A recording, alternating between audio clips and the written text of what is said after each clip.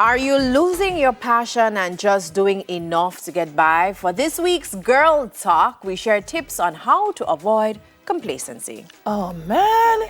Complacency. I must say, I'm grateful to you every time that you took me out of my comfort zone and you had me do a play, Thicker Than Water. I never imagined me being in a play.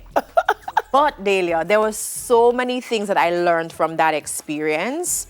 Not just the discipline part, also bringing it every time. So it helped me in my own career as a journalist / anchor. Yeah. That every time I go on stage, I have to bring it. That was the biggest lesson for me. Always on. So I will be forever grateful to you for taking me out of my I am comfort forever zone. grateful that you came. You know, because the issue of complacency. So, like, this is my thing. If I wanted to be a doctor, I'm a doctor now. And I don't care to do anything else. Is that being complacent? Yeah, I think when you get to a point where, for me, you stop trying. But if I've already reached where I want to be. You can never reach where you want to be until you're 6'6". There are always new things, and it doesn't have to be a career. It can just be, I'm going to learn to play an instrument. I'm going to learn a language. I feel like if you set those kinds of targets for yourself, then it keeps you going and keeps you pumping.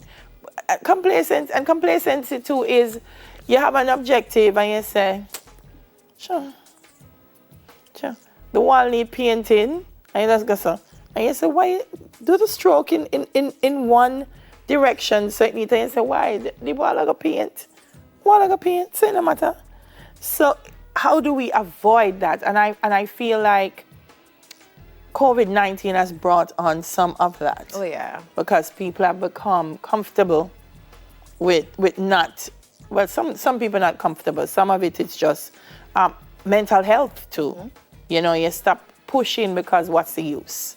That's how some people think. So how do we get out of it? Our beautiful producer's giving us some tips here. Tip 1. Yeah.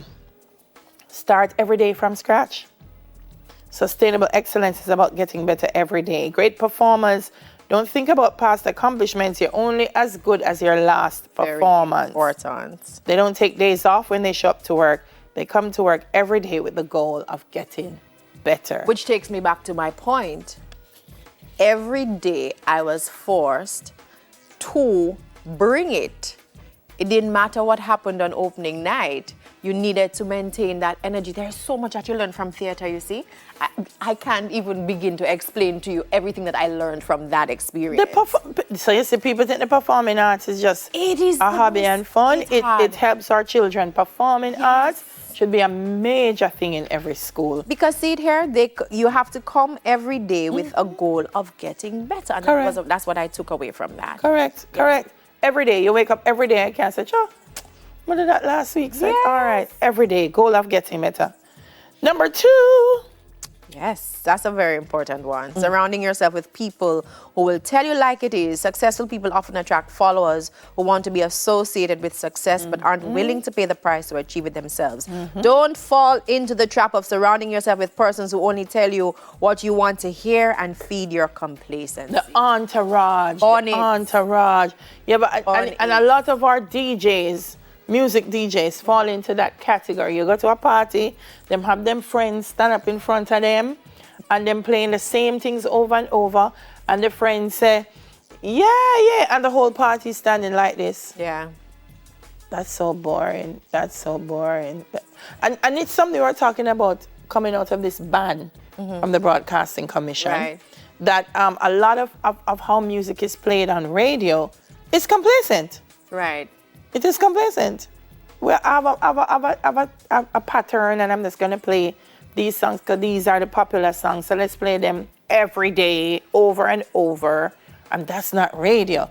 You should get up every day and say, you know, I'm going to do this. I'm going to find a new song that means this. I'm going to bust a new artist. I mean, it's work. Yeah. It's work. It is a lot of work.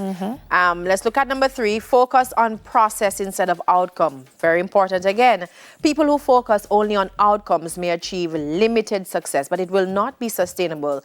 There is no way to repeat success consistently without a method, formula, or approach. Some may get discouraged if they don't see immediate results and fall into complacency. That is why, Delia, I absolutely love watching how athletes become successful. Correct. Oh my goodness. I am obsessed with that. I'm obsessed with, and it's not just, let me just make it clear, not just track and field athletes, but basketballers. I was watching something with an NFL superstar who he thought he would have never been able to hit the playing field again. And just that level of work that went into the comeback. You know, I absolutely love watching these videos. I mean, there's a lot people can learn from athletes. Look. Cannot. Janella, you've seen the sprints at the Olympics. Yes. Once the gun goes off, complacent now. See, you're not gonna come last.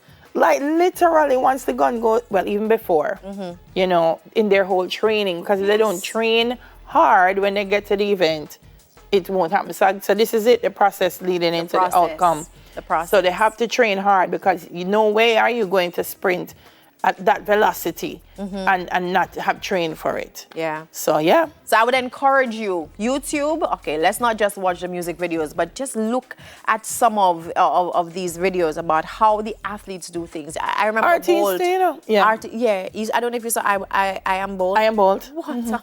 I could not believe it. The amount of work that has to go in order for you to be the greatest of all time. Or reggae artists too. Some of our most successful, they rehearse all the time with their band. They rehearse the set so that when they go up there, and them have to work out too. Yeah, man. Because there's a lot of running across the stage and still being able to sing. You think that easy? Yeah, man. No. Love it.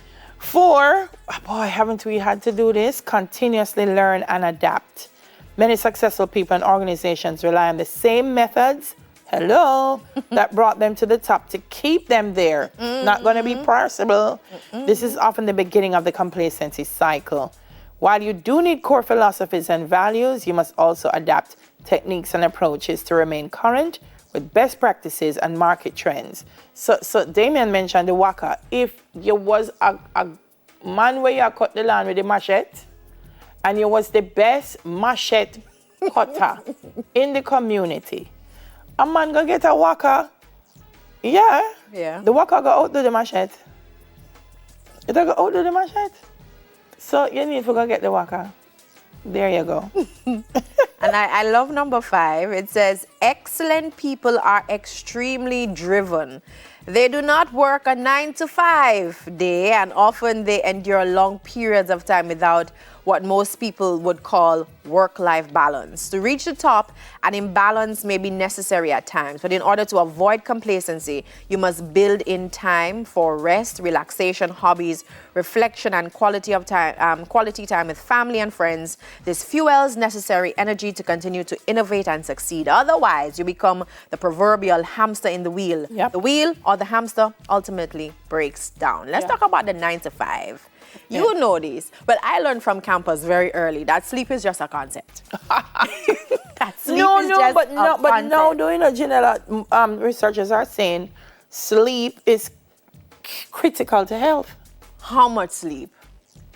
Proper sleep. Like what that means? Your body is it the 8-hour sleep? Into the, what do they call it? Whatever rhythm? Yeah. But I find myself going throughout the week. But then I start feeling the fatigue by Friday. Okay. So I shut down on a Friday. But I just go because I'm a mother as well. And I don't believe in the balance thing.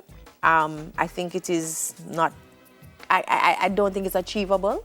I can't balance work and so sometimes when I hear it, resources will make it difficult. Because, people with a certain type of resource are able to do a better balance because they can afford a stronger support structure. They can afford the nanny and the that. But then they have to work to pay the nanny. Thank you. And it's, listen, but it's important because I've seen people with billions that could not buy health. Well, yeah. Could not buy health.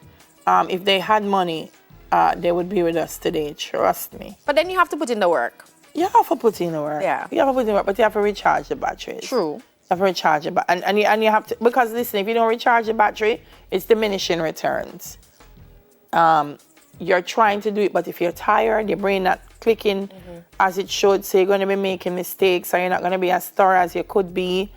You're overlooking things, so that you get complacent. Yeah. You're managing the job, but you're not excelling at the job because diminishing returns gone with you. Recharge, man. I believe in listening to your body. Your body talks to you. So you have to know within yourself when you cannot take, or when you cannot take anymore, or when you cannot do anymore. So you have to listen to your body. I think that this is extremely important. Yeah.